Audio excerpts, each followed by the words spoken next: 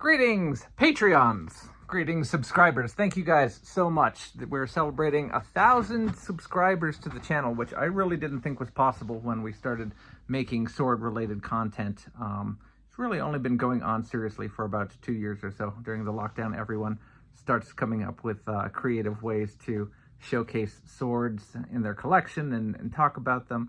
And we've come a long way over here, and I'm glad that everyone gets as much out of the type of topics that we discuss on the channel as I do, and that's a lot of fun.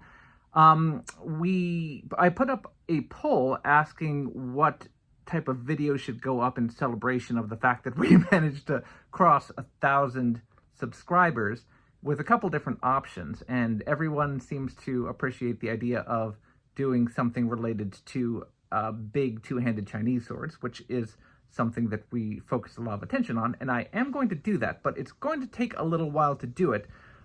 So I'm going to give you a little preview. So for instance, talking about this one. So this is the LK Chen Song Dynasty Jama Dao. This was a sword that unfortunately had several different problems with it. The hilt needed extensive reworking. By the time that it came to me, and again, this is a sword that had been in the hands of many other reviewers, the grip wrap had entirely come off, and under the instructions of KK, I was allowed to take it apart and try and put it back together myself. Once I took it apart, the scales had come off, they had broken off, and so I had to completely remake basically the hilt from the ground up, which was a really big undertaking. And so this has been rewrapped with a much tighter wrap using jute, which is a historic wrap that would have been used on these swords back in the day, according to the text period, the text that we have from that period.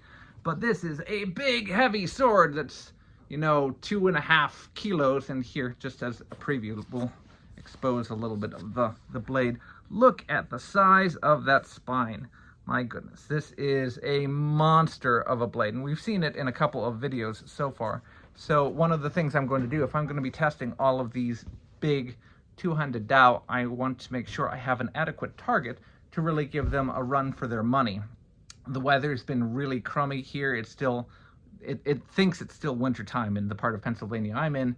So I'm going to try and be a little creative, and hopefully we can come up with something that'll be able to challenge all of these monster cutters and really allow them to show the difference from one another.